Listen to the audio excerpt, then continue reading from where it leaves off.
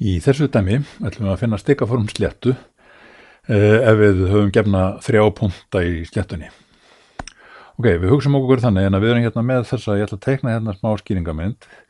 Við hugsum okkur, hér er punktin A sem hefur hnitin 1,1,1 og svo er ég hérna með punktin B sem hefur hnitin 2, -1,1 og svo er hér punkturinn C sem hefur hnitin 3,1,2.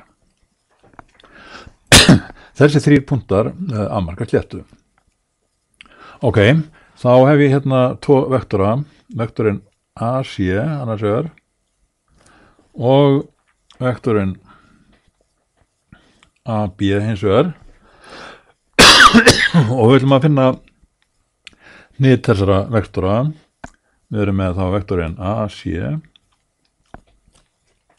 Við sjáum að hann hefur hnitin, við erum að fara frá 1 upp í 3, það eru 2, x-hnitið er 2, y-hnitið frá 1 í 1, það er bara 0, engin breyting á y-inu og setan fer frá 1 upp í 2, það er 1, þannig að vektorinn AC hefur hnitin 2,0,1 og svo erum við hérna með vektorinn AB, það er þessi vektor hér.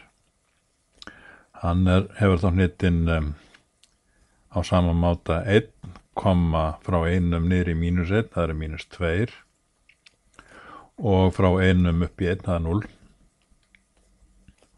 Svona og við sjáum að þessi 2 vektorar eru línulega óháðir, þannig að það er ekki hægt að margfalda annan með einhverri tölu og fát hinn.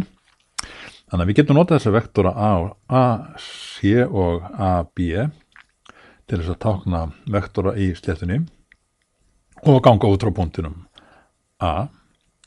Þannig að við getum þá búið til stikaformi sem að geti verið svona, já, ef við látum línuna heita til dæmis L, að þá geti stikaform hennar verið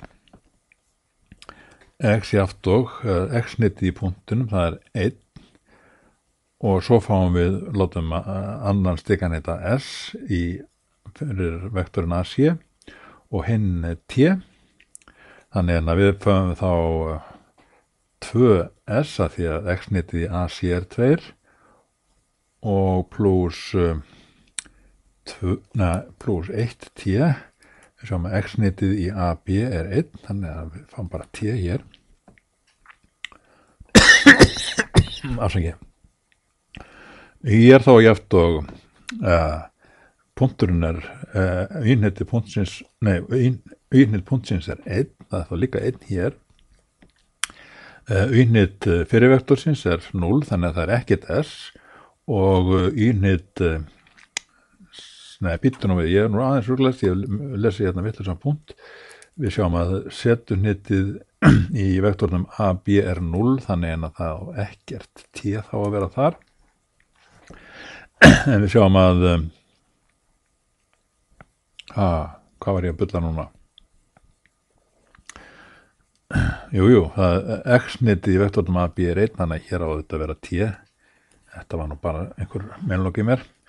Allavega, við byrjum aftur hérna á y-inu, við sjáum að í punktinum A er y-hnitið 1, þannig að við fáum þá hérna 1 og s-hnitið í AC er 0, þannig að það er ekkert S og y-hnitið í vektornum AB er -2, þannig að við fáum hérna -2T og setan er þá, við byrjum á punktinum, það er 1, setuhnitið í A er 1,